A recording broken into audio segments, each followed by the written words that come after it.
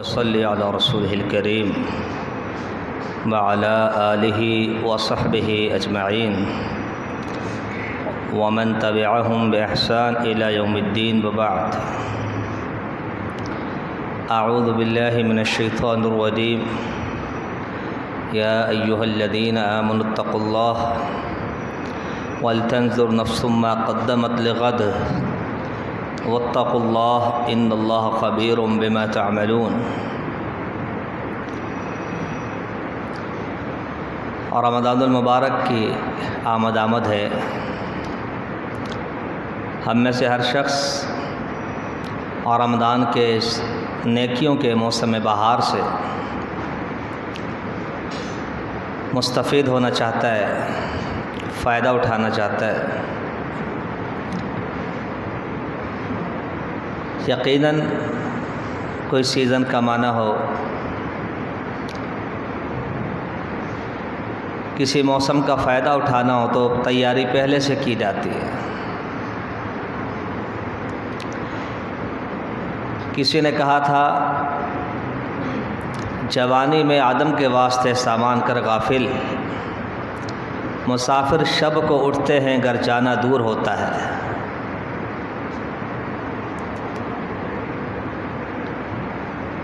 تو تیاری پہلے سے کرنی چاہیے۔ تیاری کی ایک شکل تو دعا ہے، جو سلف صالحین سے ملتی ہے کہ وہ 6 مہینے پیشتر دعائیں کرتے تھے، اللہ رمضان دے دے، اللہ رمضان دے دے، کیونکہ انہیں معلوم تھا کہ رمضان المبارک میں گناہوں کی معافی یقیناً ہے اگر کوئی اسے حاصل کرنا چاہے تو ابھی وقت نہیں گزرا ہے، اللہ سے وہ مہلت مانگ لی جائے، وہ موسم طلب کر لیا جائے۔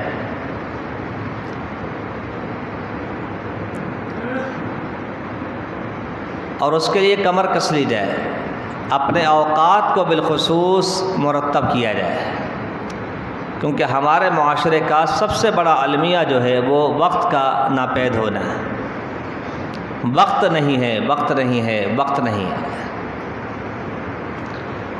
حالانکہ ہم سب ہی اگر حساب لگائیں تو کئی گھنٹے ہمارے گزر جاتے ہیں، ہمیں ادراک نہیں ہوتا، شعور نہیں ہوتا کہ یہ گھنٹے کہاں لگے، جبکہ ہم تو چند منٹ بھی کسی کو دینے کو تیار نہیں، مگر اس کے باوجود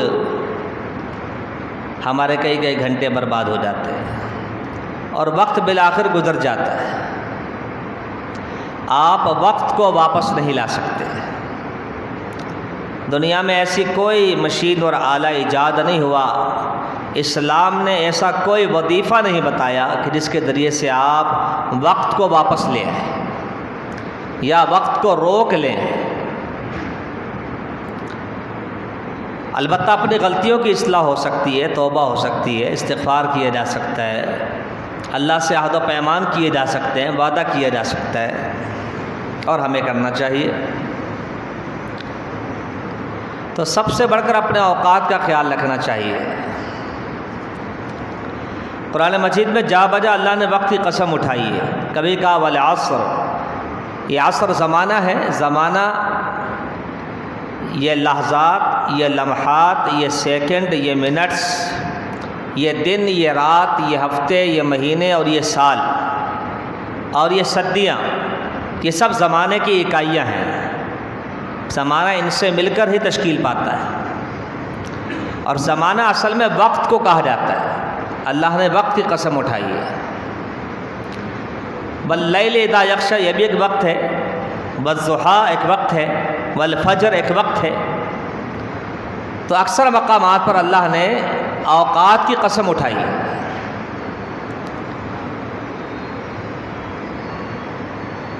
اور وقت بالآخر گزر جاتا ہے۔ کسی نے کہا تھا اللیل والنہار یعملان فیک فاعمل فیہما، دن اور رات تیری زندگی میں بھرپور کردار ادا کر رہے ہیں، تجھے بھی چاہیے کہ تو کردار ادا کر۔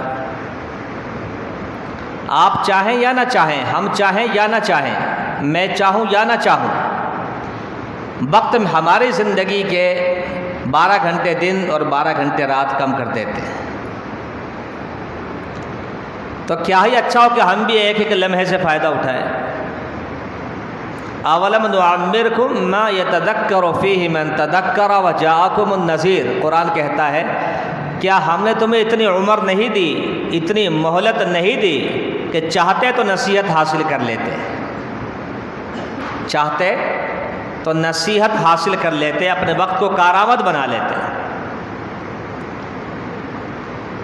اور فارغ اوقات اللہ کی سب سے بڑی نعمت ہے۔ صحیح بخاری میں حدیث ہے، نعمتان مغبون فیہما کثیر من الناس الصحۃ والفراغ،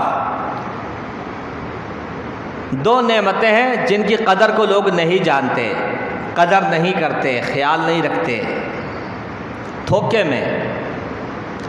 الصحۃ والفراغ، ایک تندرستی، یہ بیماری کے بعد پتہ چلتا ہے کہ ہم نے کیا کھو دیا۔ والفراغ، فارغ اوقات، جب مصروف ہو گئے، جب پتہ چلا کہ فارغ اوقات کیا تھے۔ یہ اللہ کی نعمت ہے فرمایا۔ تو اگر ہم اوقات کو مرتب کریں تو مرتب ہو سکتے ہیں۔ وہ بھی تو آخر لوگ ہی تھے نا، انسان ہی تھے، اور ہم سے کہیں زیادہ کٹھن قسم کی مزدوریاں کرتے تھے، روزے بھی رکھتے تھے، قیام بھی کرتے تھے، اور قرآن مجید تو اس قدر پڑھتے تھے کہ امام نووی رحمہ اللہ نے لکھا ہے کہ بعض صحابہ سے ایک رات میں، رمضان کی ایک رات میں قرآن پڑھنا اتنی زیادہ تعداد میں منقول ہے کہ ان کا شمار مشکل ہے۔ صرف رمضان میں اس کی گنجائش ہے اگر کوئی پڑھنا چاہتا ہے، آداب کا خیال رکھے۔ لیکن ہمارے یہاں تو پورے رمضان میں ایک مکمل نہیں ہو پاتا، الا ماشاء اللہ۔ 10 روزے ہو جاتے ہیں، پارے کتنے بولے 2 ہو گئے، ماشاء اللہ 3 ہو گئے، بس دعا کریں۔ تو اپنے اوقات کا اگر ہم خیال کریں، ایک ایک لمحے کا خیال کریں، سلف صالحین کے بارے میں یہ بات ملتی ہے کہ وہ اپنے اوقات کا، ٹائم کا، وقت کا خیال درہم و دینار سے بھی زیادہ کرتے تھے، روپے پیسے سے زیادہ اپنے اوقات کی قدر کرتے تھے، سنبھال کے رکھتے تھے۔ اور آج سب سے زیادہ جو چیز برباد ہے وہ وقت ہے، اسی لیے عبادت بھی اسی چیز کی نظر ہوگی کہ یہ وقت ہی نہیں ہمارے پاس تھا۔ تو ایک نظام الاوقات بنائیں کہ رمضان سے پہلے ہم کیا تھے، رمضان میں ہمارے اوقات کیا ہوں گے، اور پھر ہم اللہ سے اخلاص کے ساتھ یہ دعا کریں کہ اللہ ہمیں روزہ رکھنے کی توفیق دے۔ اللہ کے خزانوں میں کوئی کمی نہیں ہے، مگر اس مہینے میں روزہ ہی مطلوب ہے۔ بس کوئی نہ کہے کہ جی کسی کو کھانا کھلا دیا جائے، کسی کو کپڑے پہنا دیے جائیں، اور کسی کے شادی کروا دی جائے، کسی کو دوا دلا دی جائے۔ جس مہینے میں جو عبادت مطلوب ہے وہی کرنا ہوگی، اگر استطاعت ہے تو وہی عبادت کریں گے تو ہوگی، بصورت دیگر نہیں، کچھ نہیں، کوئی مطلوب نہیں۔ جیسے قربانی میں لوگوں نے تماشا بنا دیا نا کہ اتنی قربانیاں کر دیتے ہیں اور حج پہ جا کے اتنا پیسہ لگا دیتے ہیں، اور غریب کی بچیاں بیٹھی ہوئی ہیں، اور وہ حالانکہ یہی وہ لوگ ہوتے ہیں جو گاڑیاں بدلتے ہوئے ان کو خیال نہیں آتا، موبائل شوقیہ بدلتے ہیں ان کو یاد نہیں آتا، گھر کے باتھ روم میں پیسہ لگائے چلے جاتے، جب یاد نہیں آتی غریب کی بچی، کوئی حج پہ چلا جائے تو قیامت آ جاتی ہے، کوئی قربانی کر لے اچھی تو قیامت آ جاتی ہے۔ اللہ کی طرف سے ایک چیز مطلوب ہے کہ اس مہینے میں قربانی کرنی ہے بس، تو وہاں سب سے زیادہ قربانی ہی کی جائے گی۔ لا معقب لحکمہ ہی، اللہ کے حکم کو ٹالا تھوڑی جا سکتا، کوئی ٹالنے والا نہیں اس کو۔ تو اس مہینے میں رمضان میں روزہ ہی مطلوب ہے۔ من شہد منکم الشہر فلیصم، تم میں سے جو موجود ہو، مسافر نہ ہو، بیمار نہ ہو، اسے کوئی شرعی عذر لاحق نہ ہو، اس کو چاہیے وہ روزہ رکھے۔ اور روزہ کیا ہے؟ رسول اللہ صلی اللہ علیہ وسلم نے فرمایا من صام رمضان ایمانا و احتسابا غفر له ما تقدم من ذنبه، جس نے ایمان کے ساتھ ثواب کی نیت سے روزہ رکھا، اللہ اس کے سابقہ گناہوں کو معاف فرما دیتا ہے۔ اتنے عظیم یہ عبادت ہے۔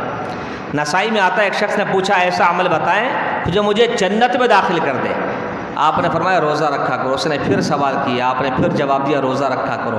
اس نے پھر سوال کیا، آپ نے فرمایا روزہ رکھا کرو، فَإِنَّهُ لَا عِدَلَ لَهُ، اور روزے کا مقابلہ کوئی عمل نہیں کر سکتا۔ اور ہمارا بھوکا پیاسا رہنا کیا ہے؟ ہم تو ساری تیاری کر کے رکھتے ہیں، ہمیں پتہ ہے شہری میں اگر یہ کھا لیں تو سارا دن پیاس نہیں لگے گی، اور یہ کھا لیں تو سارا دن بھوک نہیں لگے گی، اور اللہ نے وہ نعمتیں دے رکھی ہیں، لوگ کھاتے ہیں، کوئی حرج نہیں۔ یعنی بڑا سہل اور آسان ہو گیا، اگر رکھنے پر آ جائیں تو مسئلہ ہی کوئی نہیں ہے پھر تو۔ یہ اور بات ہے کہ سب کچھ استعمال کر کے بھی لوگ نہیں رکھتے، شہری میں بھرپور کردار ہے، افطاری میں بھرپور کردار ہے، روزے کا پتہ ہی کوئی نہیں۔ کچھ وہ بدنصیب ہے روزہ تو رکھ لیا، نماز کا پتہ ہی کوئی نہیں، فاقہ ہو گیا وہ تو پھر نماز پہلے روزہ بعد میں۔ بہرحال تو یہ تیاری ہم نے ذہنی طور پر بڑوں چھوٹوں نے، احباب نے، خواتین نے، سب نے کر لینی ہے کہ ہم نے روزہ رکھنا ہے، ٹھیک ہے، روزے کا اہتمام کرنا ہے ہم نے، اور صدق نیت اور صدق دل کے ساتھ اللہ سے عہد و پیمان کرنا ہے کہ روزہ ہاتھ سے نہ جائے۔ روزے کے احکامات آپ رمضان میں انشاءاللہ سنیں گے، تو اس کے لیے ہم کمر کس لیں، اپنا شیڈول بنا لیں۔ میں تو کہتا ہوں اپنے کھانے کے اوقات بھی ابھی سے مرتب کرنا شروع کر دیں، تاکہ ہمیں پریکٹس ہو جائے کہ جی ہم نے بھوکا بھی رہنا ہے اور ہم نے پیاسا بھی رہنا ہے۔ اور اللہ کو یہی مطلوب ہے، اللہ مجھ اور آپ کو یہ مبارک مہینہ نصیب فرمائے اور بھرپور طریقے سے اس کے حقوق اور اس کی جو عبادتیں ہیں بجا لانے کی توفیق عطا فرمائے۔ وما علینا الا البلاغ۔